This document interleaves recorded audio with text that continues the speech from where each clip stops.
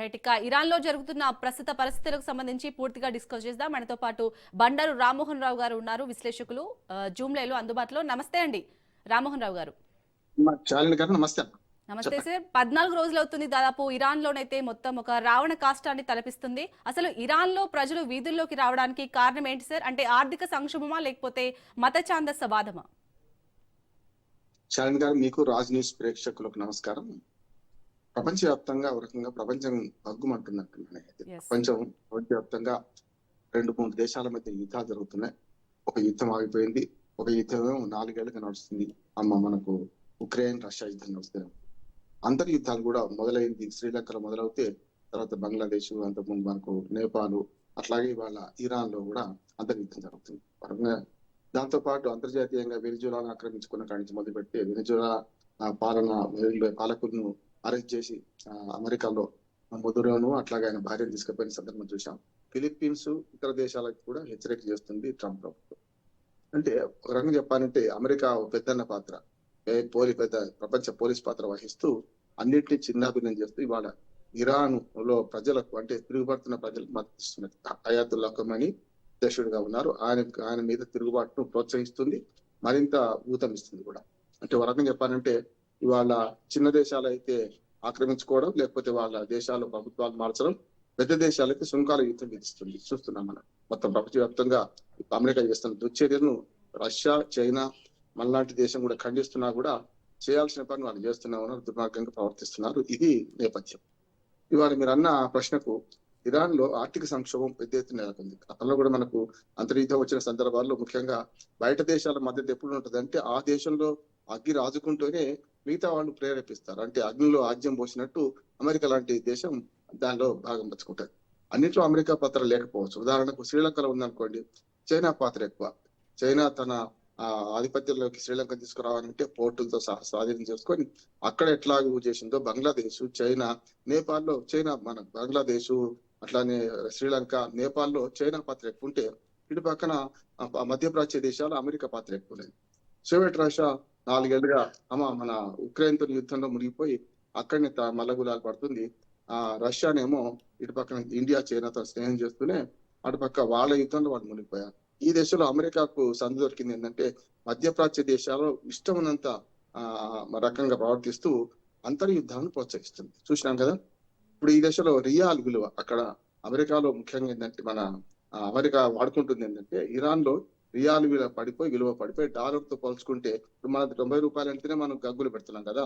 అక్కడ లక్షల్లో రియాలు తీసుకెళ్లి సంచుల సామాన్ తెచ్చుకుంటారు. చూస్తున్నాం మనం. అందుకని ఇక్కడ సమస్య ఏంటంటే అక్కడ అంతర్యుద్ధానికి ప్రధాన కారణం అక్కడి ఆర్థిక స్థితిగతులు మందగించడం, డాలర్ తో పోల్చుకుంటే పెద్ద ఎత్తున రియాల్ విలువ పడిపోవడం. అట్లాగే వాళ్లకు ఎప్పుడైనా సరే పిల్లైనా గదిలో పెడితే తిరగబడుతుంది అన్నట్టు అక్కడ ప్రజాస్వామ్యం లేకుండా ఎట్లాగూ నియంత అయాతుల్లా ఖొమైనీ నియంత ప్రభుత్వంలో గతంలో మనం చూసాం కదా. మన హమాస్ కు మద్దతు ఇస్తూ ఇజ్రాయెల్ ను దెబ్బకొట్టే ప్రయత్నం చేసింది. ఒకే రోజు 1200 మందిని ఇజ్రాయలీ పౌరులను చంపిన సందర్భం చూస్తే 2002 సంవత్సరాల క్రితం యుద్ధం అట్లాగే మధ్య అయింది కదా. అందుకని హమాస్ ఏమైనా ఇప్పుడు ఇరాన్ మీద జరుగుతున్న ఇరాన్ లో అంతర్యుద్ధానికి మద్దతుగా ఇటు ఇజ్రాయెల్ మీద పడుతుందా అనే భయంతోనే ఇజ్రాయెల్ నెతన్యాహు కూడా జాగ్రత్త పడ్డాడు. హమాస్ను ఎంత చంపినా చావదని, ఎందుకంటే తీవ్రవాద సంస్థ కనుక ఎక్కడో దగ్గర మూలాలు ఉంటాయి, మొలకెత్తే కనుక హమాస్ మీద ఎట్లా చర్య తీసుకోవాలని ఇజ్రాయెల్ జాగ్రత్త పడుతుంటే ఇరాన్ లో మాత్రం అంతర్యుద్ధాన్ని పూర్తిగా అమెరికా తనదైన నిధులు మలుచుకుంటుంది.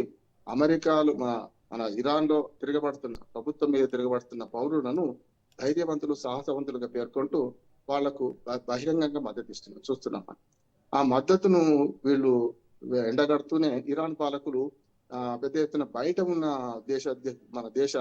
మాజీ రాజు కుమారుడు యువరాజు ఆయనకు మద్దతు ఇస్తున్న అమెరికా చర్యలను ఖండిస్తున్నా కూడా అక్కడ వార్తలు మనకి ఇంకా తెలియడం లేదు. ఇప్పటికే 1700 మంది పౌరులు చనిపోయారు, చాలా మంది గాయాల పాలయ్యారు. అందులో సైనికులు ఉన్నారు, పిల్లలు ఉన్నారు, పెద్దలు ఉన్నారు. ఇప్పుడు బయట దేశాల్లో ఉన్న ఎవరైతే మనకు ఇరాన్ యువరాజు ఉన్నాడో ఆయన మద్దతుతోనే ఈ అంతర్గత కలవరం నడుస్తుందని చెప్పి అమెరికా కూడా ఆ యువరాజుకు మద్దతు ఇస్తూ అమెరికాలో ఆయన ప్రభుత్వాన్ని తిష్టవేసేటట్టు చేసి ప్రయత్నం చేస్తుంది.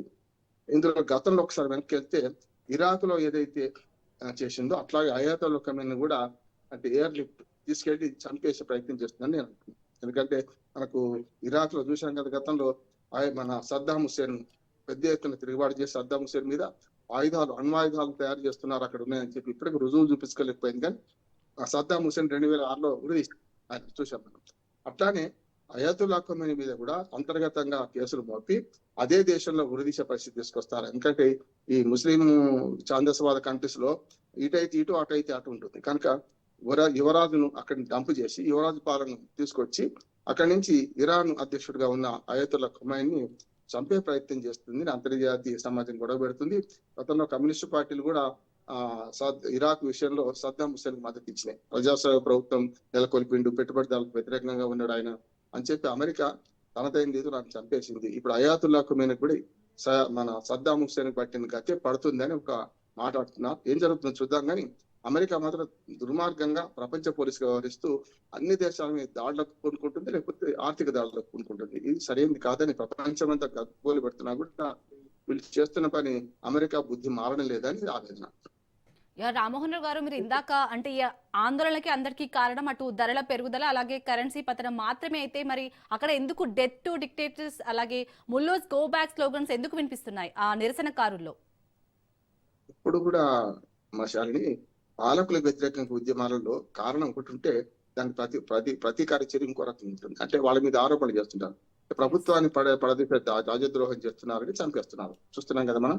ఇట్లాగే కాల్పులకు తెగబడితే మేము ప్రత్యక్షంగా జోక్యం చేసుకోవాల్సి వస్తే అమెరికా హెచ్చరించింది. అందుకనే అమెరికా విదేశాంగ మంత్రి మార్క్ రూబెల్ ఏమన్నాడు, ట్రంప్ ఏదైనా చెబితే ఏదైనా చేస్తాడు, చెప్పింది చేయడన్నట్టు. దాన్ని బట్టి ఆ మాటలు అంతరార్థం గ్రహించాలి మనం. ట్రంప్ ఏదైనా చెప్తే అదే చేస్తారంటే వేరు, చెప్పిందే చేస్తారంటే వేరు. కానీ చెప్తే ఏదైనా చేస్తాడు అంటే అవసరమైతే మీ మీద దాడిలోకి పూనుకుంటామని చెప్పకనే చెప్పడం జరిగింది. అంటే తిట్టను పోరా అన్నట్టు తిట్టకుండానే తిట్టినట్టు చేసినట్టు ఇవాళ ఇరాన్ మీద ప్రత్యక్ష జోక్యానికి మేము సిద్ధంగా ఉన్నామనే మాటను చెప్పకనే చెప్పారు మార్క్ రూబెల్. అది మనకు హెచ్చరికగా చూసుకోవాలి. కానీ అయాతుల్లా ఖమేనీ అంతకంటే తీవ్రంగా మీరేం చేసుకుంటారు చేసుకోండి, మా పని మేము చేస్తామంటున్నారు. ఇవాళ విద్యాలయాన్ని మొత్తం బంద్ అయినాయి.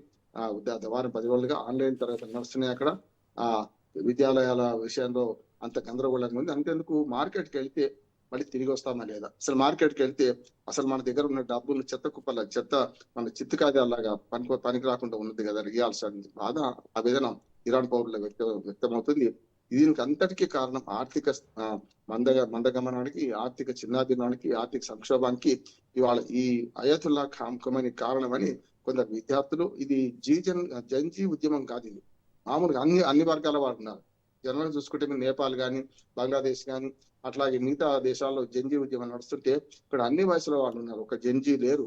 ఇక్కడ ఏంటంటే ఛాందసవాద దేశం కనుక కింది నుంచి పైదాకా అయితే వ్యతిరేకిస్తారు, లేకుంటే సమర్థిస్తారు, రెండిట్లలో సమానంగా ఉంటారు. కనుక అయాతుల్లా ఖమేనీ పాలనకు ముప్పు వచ్చిందని ఇప్పుడు ప్రభుత్వం ఏం చేస్తుందంటే ఓన్లీ ఆర్థిక సంక్షోభంతోనే రాలేదు ఇది. దానికి నేను చెప్పాను కదా, అగ్నికి ఆజ్యం పోసినట్టు అమెరికా పైనుంచి మద్దతు ఇస్తూ పౌరులను ప్రోత్సహిస్తున్నది. వరకు చెప్పాలంటే అమెరికా మద్దతు ఉందని కూడా పౌరులు తెచ్చిపోతున్నారు. దీంతో అయాతుల్లా ఖమేనీని ప్రభుత్వం పడిపోవాలి, రాజీనామా చేయండి, లేకుంటే బయట దేశానికి వెళ్ళిపోండి, ఇక్కడ ఉండకండి అని స్లోగన్స్ వినిపిస్తున్నాయి. రకరకాల అంటే అక్కడ సున్నీ షియా లెక్కను చూసుకుంటే ఇరాక్ లో సున్నీలు ఎక్కువ, ఇక్కడ షియాలు ఎక్కువ. ఇట్లా అవన్నీ చూసుకుంటే పోలిక ఇరాన్ ఇరాక్ దేశాల మధ్యన పోలిక సారూప్యం ఎక్కువ ఉంది. కనుక సద్దాం హుస్సేన్ కు పట్టిన గతే మీకు పడుతుంది అని పరోక్షంగానే ఇవాళ అమెరికా హెచ్చరిస్తుంది. మా దేశ అంతరంగ వ్యవహారంలో మీ జోక్యం ఏమిటరా అని చెప్పి అయాతుల్లా ఖమేనీ వ్యతిరేకిస్తున్నారు. హమాస్ కు మద్దతు ఇచ్చి మీరు తప్పు చేశారు అని చెప్పి ఇరాన్ ను గతంలో అల్లకల్లోలం చేసింది. చూసినా బాంబర్లను పెట్టేసి కింది దాకా అంటే బంకర్ల మీద కూడా బాంబులు వేసిన సందర్భాలునే. కానీ ఇరాన్ రక్షణ చర్య చాలా పెద్దది కనుక అంత బాంబర్లు చేసినా అసలైన ఆయుధాలు కోల్పోలేదు. అట్లాగే ఉన్నాను కూడా మనం చెప్పింది కదా. ఇజ్రాయెల్ హమాస్ యుద్ధంలో హమాస్ కు మద్దతు చేస్తున్న ఇరాన్ మీద గతంలో చర్య తీసుకున్నా. ఇక అంతర్యుద్ధం అంటే వాళ్ళు ఏమనుకున్నారంటే అమెరికా ఇరాన్ తో గెలవడం కష్టం, ఇట్లాగా బతకాలలో పెట్టిందని తెలిస్తే కాలేదుగా ఇవాళ ప్రజల తిరుగుబాటు ద్వారా చేస్తే మంచిగుంటది అనే ఉద్దేశంగానే అంతర్గత తిరుగుబాటును అమెరికా ఇవాళ తనకు ఆయుధంగా వాడుకుంటుంది అని నేను